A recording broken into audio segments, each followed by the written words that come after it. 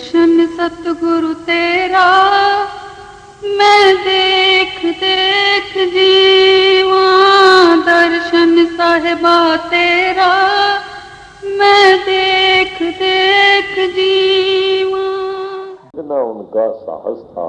हम श्री कृष्ण से सेवा भाव सीखें, साहस सीखें, सत्यनिष्ठा सीखें और स्नेह सीखें, और वही पांचवी बात है स्वार्थ त्याग सीखें। स्वार्थ त्याग क्या है? स्वार्थ त्याग तो भाई मैंने स्वयं भगवान के जीवन में एक दिन अनुभव किया। जन्माष्टमी का दिन था। मैं उन दिनों में सब प्रवृत्तियां छोड़कर गीता का अहर्निश स्वाध्याय करता।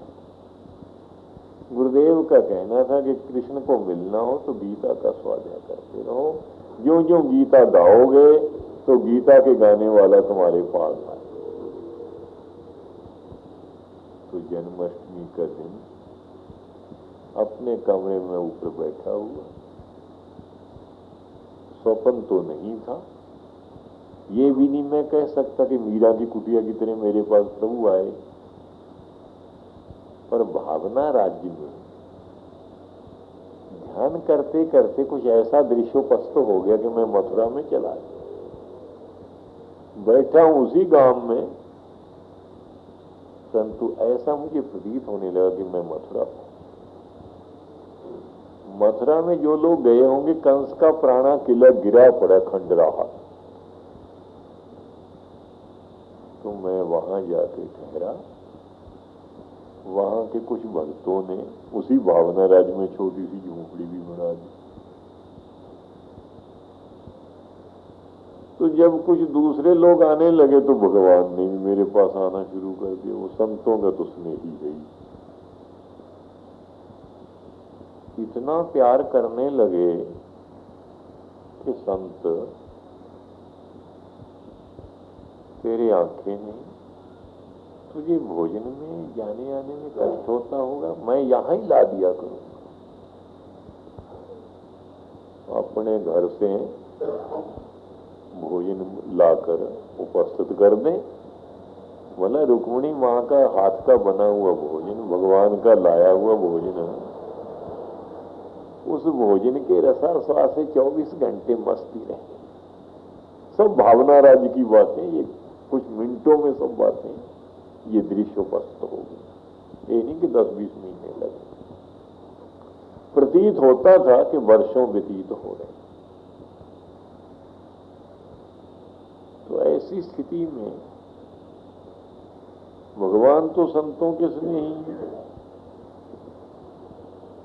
वो तो संतों से क्षण भर भी पृथक नहीं होते। अब वो तो अहरनिश मेरे ही उस झूपड़ी में डेरा डाले। राजन कौन तुम्हारे आवे, ऐसो भाव विदुर को देखो भी हाथी देख भरमता मुद्दा श्री भगवान ने जाना। उसकी तो चित्र स्थिति झोंपड़ी में। और रुक्मिणी मां को बड़ा बुरा लगा। देखो रुक्मिणी मां उनके साथ द्वारका में रही है, पर मेरे भावना राज्य में मथुरा में ये सब लीला है।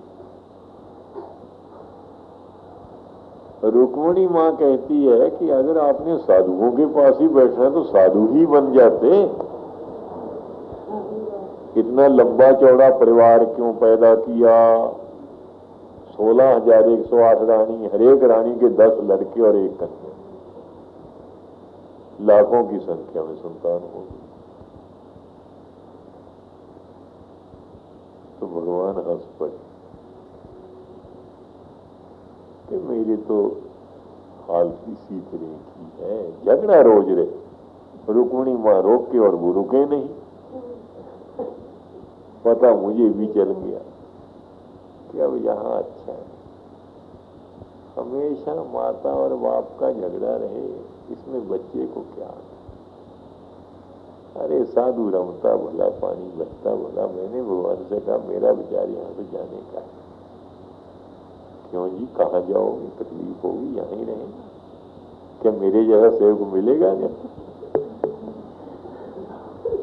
मैंने कहा नहीं, सेवक तो आप जैसा नहीं मिलेगा, इसमें तो कोई संशय नहीं। पर मैंने कुछ ऐसे ही कारण समझ लिए जिनके लिए मेरा जाना ही उचित।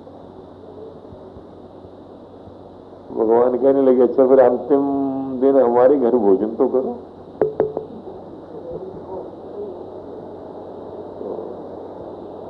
तो मुझे डर तो लगा कि झगड़ा रुपए ले चल रहा है, अगर जाएंगे और भी अग्नि पर घृत की आहुति होगी।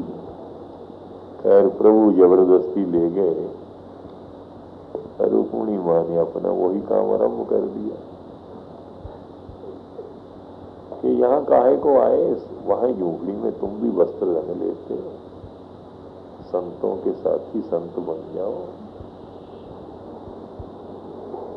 तो भगवान हंस पड़े कि रुक्मिणी तू जानती नहीं, मैं तो पहले से स्वार्थ त्यागी हूं, स्वार्थ का तो मेरे हृदय में स्थान है।